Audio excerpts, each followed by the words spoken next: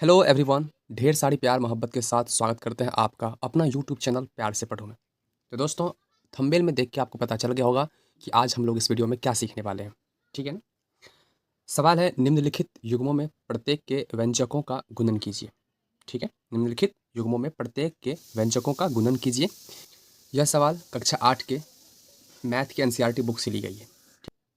तो इस वीडियो को आप लोग पूरा अंत तक जरूर देखना। ठीक है ना। सवाल कहीं से भी हो, सिर्फ आपको सीखने की जुनून होनी चाहिए। चलिए शुरू करते हैं। तो दोस्तों, पहला सवाल है, 4p Q plus are in दोनों व्यंजकों का गुना करना है सिंपली। ठीक है, तो अब कैसे करेंगे सर? चलिए करके दिखाते हैं। ये लिखा क्या है, 4p क्यू प्लस आर। ठीक है ना। अब पहले में क्या करना है, तो पहले कुछ नहीं, एक सिंपल सा ऐसे बराबर का साइन देना है। ठीक है ना। ठीक, लिखना है 4p। पहले इसको हम सेपरेट कर लेते हैं, यानी कि 4p। ठीक है ना, गुना करना है क्यू प्लस आर। ठीक है ना, क्या करना है, गुना क्यू प्लस आर। ठीक है, इसको हम कोष्ठ में घेर देते हैं।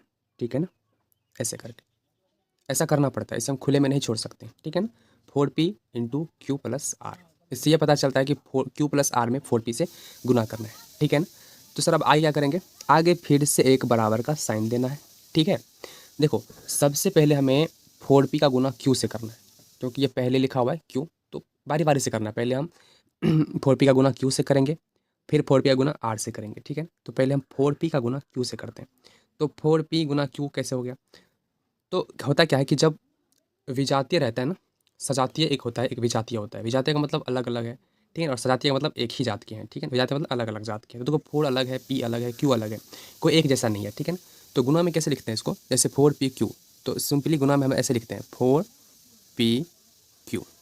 ये हो गया इसका गुना, 4p क्यू। सभी को एक जगह लिख दिया। ठीक है ना, 4p गुना क्यू। तो इस तरीके से हम लिख देंगे। अब उसके बाद यहाँ पे प्लस का साइन लगा हुआ है। ठीक है, तो सिंपली यहाँ पे हम प्लस का साइन दे देंगे। अब इससे तो गुना कर दिए हम, अब गुना करना है आर से, यानी कि 4p का गुना करना है किससे, आर से। तो इसी प्रकार देखिए, यहाँ भी विजातीय ही है, ना कि सजातीय। ठीक है ना। तो इसको भी कैसे लिखेंगे, 4p और ये वाला आर, हो गया। तो इस तरीके से हम गुना करते हैं। ठीक है ना, 4p क्यू प्लस आर। अगर आपको इन दोनों व्यंजकों को गुना करना हो तो इस तरीके से गुना करते हैं। गुना करके कितना आता है, 4p Q plus 4p are. ठीक है, तो इस तरीके से हम गुना करते हैं। ठीक है, चलिए अब अगला सवाल देखते हैं। दूसरा नंबर में सवाल है, ए बी गुना करना है ए माइनस बी में।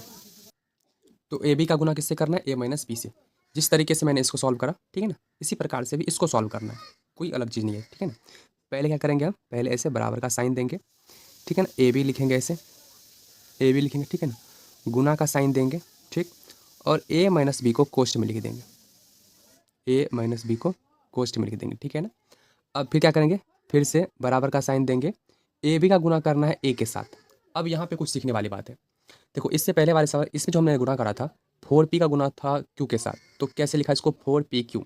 लेकिन यहाँ देखो, ए बी का गुना है ए के साथ, तो सर यहाँ पे क्या करेंगे, ऐसा तो नहीं ए बी ए कर देंगे, नहीं नहीं। मैंने क्या बताया था पहले आपको कि जब सजातीय हो तो कुछ अलग मैटर होता है। ठीक है ना, और विजातीय हो तो कुछ अलग होता है। अब यहाँ पे हम ए बी का गुना ए से करेंगे, तो अगर हम ए का गुना ए से करते हैं ना, तो ये ए स्क्वायर हो जाता है। ठीक है ना, ए स्क्वायर हो जाएगा।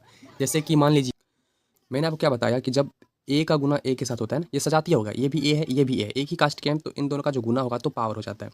अब यहाँ पे देखिए, दो ए था, डबल ए था, तो मैंने पावर डबल दे दिया। ठीक है ना, अगर ए गुना ए गुना ए गुना जितना ए होगा ना, 3 ए होगा तो पावर ए क्यू हो जाएगा। अगर 4 ए होगा गुना में तो ए पावर 4 हो जाएगा। ठीक है, तो इसी प्रकार ए गुना ए स्क्वायर। अब बचा क्या, अब ये बी भी तो बाकी है इसी में ना, क्योंकि गुना इसी में हो रहा है ना, तो इसका बी ये बाकी है, तो इसके बगल में हम साइड में बी लिख देंगे। ठीक है ना, क्योंकि ये ए बी दोनों विजातीय है। ठीक है ना, सजातीय नहीं है। तो ए बी का गुना अगर ए से होगा तो ये होगा ए स्क्वायर इंटू बी। ठीक है, अब यहाँ पे माइनस का साइन है, तो यहाँ पे हम माइनस का साइन लगा देंगे। ठीक है, अब फिर क्या करना है, ए बी का गुना होना है फिर बी के साथ। ठीक है, ए बी का गुना होना है बी के साथ। तो सर ए तो सिंगल है लेकिन बी यहाँ पे डबल है, तो सेम यही प्रोसेस करना है जो ए के साथ करा है हम लोगों ने। तो ए बी का गुना जब बी से होगा तो ये हो जाएगा ए, क्योंकि ए सिर्फ एक ही है। ठीक है ना, बी डबल है, तो बी का गुना बी से होगा तो ये हो जाएगा बी स्क्वायर। ठीक है, बी स्क्वायर। ठीक है, तो a b comma a minus b दोनों को गुना करने पर आता है result a square b minus a b square. ठीक है ना, दोनों सवाल एक जैसा ही है लेकिन दोनों में कुछ अलग है। ठीक है ना, यहाँ पे हम लोगों ने सिर्फ विजातीय वाला को गुना करना सीखा। ठीक है ना, यहाँ पे सजातीय आ गया, तो दो तरह की कंडीशन हम लोगों ने सीख ली। चलिए अब अगला सवाल बनाते हैं। चलिए तीसरा सवाल बनाते हैं। तो तीसरा सवाल है ए plus B comma 7a² b², ठीक है ना। इन दोनों का गुना करना है, ठीक है ना। तो पहले क्या करेंगे हम लोग, पहले हम सिंपली यहाँ पे बराबर का साइन देते हैं, ठीक है। अब इसको हम लिखते हैं कि पहले कैसे, ए प्लस बी, ठीक है ना, कोष्ट के अंडर कर देंगे, इनटू यानी गुना का साइन देंगे, इसको भी कोष्ट के अंदर ही लिख देते हैं, ठीक है। 7a² नहीं भी लिखता तो चलता, ठीक है ना, b², ठीक है ना। ए प्लस बी गुना 7a² b², ओके। ये पूरा पद एक ही है, यहाँ पे डबल पद है, एक पद ये एक पद ये, ठीक है ना, दोनों का गुना करना है। तो पहले मैंने क्या बताया आप लोगों को कि पहले ए का गुना होगा इस पूरे के साथ, ठीक है ना। कोई बात नहीं, अगर हम इसको इधर से लिखना चाहते हैं ना, पहले इसको लिख दे फिर इसको लिख दे, तो ऐसा भी लिख सकते हैं, जैसे पहले हम लोगों ने करा, ठीक है ना। लेकिन हमें सब तरीके से सीखना है। अगर इस तरह एक पद हो, इधर डबल पद हो, तो फिर कैसे करना है। गुना का प्रोसेस वही होता है, ठीक है। ए का गुना करना है इस पूरे के साथ, तो पहले हम यहाँ पे बराबर का साइन देंगे, ठीक है ना। अब यहाँ देखिए ना, 7 लिखा हुआ है, तो पहले हम लोगों ने 7 लिखा, ठीक है ना। अब a² है, ठीक है ना, तो a² गुना ए से करेंगे, ठीक है ना। तो a² है और गुना ए, तो ये हो जाएगा AQ। पहले से 2a था तो वो a² हुआ होगा, ठीक है ना। उसमें एक ए से और गुना कर रहे हैं ना, तो वो AQ हो जाएगा, पावर में एक और ऐड हो जाएगा, ठीक है ना। तो ये हो जाएगा AQ, ठीक है ना, ए पावर 3 हो जाएगा, ठीक है। अब इसमें b बाकी है, तो इसके बगल में b² लिख देंगे।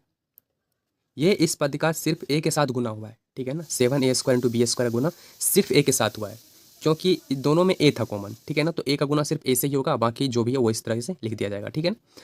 अब यहाँ पे फिर क्या करेंगे, यहाँ पे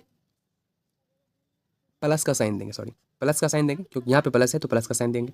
अब फिर इस बी का गुना होना है फिर इस पूरी ए के साथ।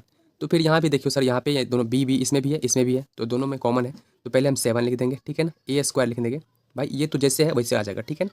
अब बी यहाँ पे b² है, यहाँ पे बी है, तो मैंने आपको क्या बताया कि b² यानी कि बी पे बी गुना b² होता है, एक बी से और गुना हो जा रहा है, तो ये हो जाएगा BQ। कितना हो जाएगा BQ। तो a plus b in comma 7a² b², दोनों को गुना करने पर रिजल्ट आता है 7AQ b² plus 7a² BQ, ठीक है। आई बात समझ में, जरूर आएगी, क्योंकि इसमें कुछ खास नहीं है, ठीक है ना। एक दो बार देखो, आप आसानी से सीख जाओगे, ठीक है ना। चलिए अगला सवाल बनाते हैं। अगला सवाल है a² - 9 कोमा है 4a, दोनों का गुना करना है, ठीक है ना। तो पहले मैंने आपको क्या बताया, पहले सिंपली ऐसे बराबर का साइन दे देना है, ठीक है। और लिखना कैसे है, a², ठीक है ना, -9। अब इसको कॉस्ट में कर देना है, इसलिए क्योंकि देखो बीच में माइनस लगा है, अगर माइनस प्लस लगा होता है ना तो उसे कॉस्ट में कर दिया करो, अगर गुना आ रहा है तो, ठीक है। फिर यहाँ पे गुना का साइन देना है, पहले तो हमको इस तरह से लिखना पड़ता है ना, ठीक है ना, तभी तो पता चला कि इन दोनों गुना होने वाला है, ठीक है ना। और फिर 4a, ठीक है, ओके। अब मैंने क्या बताया कि पहले a² का गुना इसके साथ होगा, ठीक है ना, 4a के साथ। तो फिर यहाँ से ऐसे बराबर का साइन देना है। अब देखो दोनों में a है, दोनों सजाती है, तो 4 तो आएगा ही, ये तो फिक्स है। a² है, a एक यहाँ पे, इसके पावर में मैं आपको एक और बात बताने वाला हूँ। जैसे देखो यहाँ पे a है ना, तो इस पे पावर एक होता है, जो हाइट होता है, ठीक है ना, एक होता ही है, ऐसा मान के चलो, ठीक है ना। हम लिखते नहीं, लेकिन इस पे एक पावर होता है, ठीक है। तो अगर जब आप घात खत्म करनी पड़ोगे ना, तो उसमें आपको बता दिया जाएगा कि जब बेस एक समान होता है ना, जब दोनों का आधार समान होता है ना, तो पावर जुड़ जाती है, ठीक है ना। तो यहाँ पे देखो ए इक्वल है, ठीक है ना, तो क्या करेंगे, ए पे पावर 2 और इसका एक पावर और है, तो ये हो जाएगा 3, ठीक है ना। 4a क्यों हो जाएगा। अब यहाँ पे माइनस का साइन है, क्योंकि यहाँ पे माइनस लगा हुआ है। अब इन दोनों का गुना होगा, तो 9 गुना 4 ये हो जाएगा 36, ठीक है, 9 चौका 36 होता है। ए लिखा हुआ है तो ए यहाँ भी लिखना पड़ेगा, ठीक है ना। तो a² - 9 कोमा 4a, दोनों का मल्टीपल करने पर आता है 4AQ - 36a, ठीक है।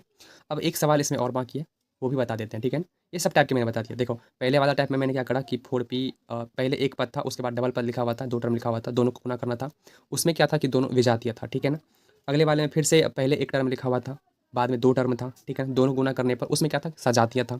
अब ये तीसरा नंबर में क्या था कि स्क्वायर से वाला था, ठीक है ना, जिसपे स्क्वायर पावर रहता है, तो उस टाइप के कैसे करते हैं। लेकिन इसमें ये भी था कि पहले 2 टर्म लिखा हुआ था, बाद में एक टर्म लिखा हुआ था, ठीक है ना। सेम यहाँ भी है, पहले एक टर्म 2 टर्म लिखा हुआ है, फिर एक टर्म लिखा हुआ है, ठीक है ना। इसमें नंबर का भी गुना है, इससे पहले वाले में नंबर का गुना नहीं था, ठीक है ना। तो एक सवाल इसमें और बतानी है, वो भी बता देते हैं। चलिए, तो सब टाइप के हो जाएंगे। तो अगला सवाल है मेरे भाई, PQ plus QR plus RP, 0। तो पहले हम लिख लेते हैं गुना में, ठीक है ना। तो यहाँ पे सिंपली बराबर का साइन देंगे, लिखेंगे PQ, ठीक है, प्लस QR प्लस RP, इसको कोष्ट में घेर देंगे, ठीक है ना, गुना 0, ठीक है ना। तो एक बात बताने वाला हूँ, शायद आपको मालूम भी होगा कि जब कोई भी नंबर में, चाहे कितना भी बड़ा नंबर हो, कितना छोटा भी नंबर क्यों ना हो, उसमें अगर 0 से गुना करते हैं ना, तो वो पूरा टर्म 0 हो जाता है, ठीक है ना। किसी भी चीज़ में 0 से मल्टीप्लाई होता है तो वो पूरा टर्म 0 होता है। तो जाहिर सी बात है यहाँ भी 0 ही हो जाएगा।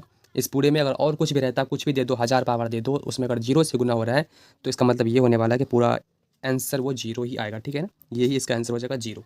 तो सभी टाइप के मैंने आपको बता दिया। अगर वीडियो अच्छा लगा हो तो अपने दोस्तों से, क्लासमेट से शेयर करना, और हमारे इस चैनल पे पहले दफ़ा आए तो चैनल को सब्सक्राइब कर लेना और साथ में बेल आइकन को प्रेस कर लेना, ठीक है ना, ताकि इस तरह का वीडियो अगर आप कंटिन्यू आपको मिलता रहेगा, जब भी वीडियो अपलोड होगा तो आपको नोटिफिकेशन मिल जाएगा, ठीक है ना। मिलते हैं अगले वीडियो में, तब तक के लिए bye, take care, love you all, thank you so much.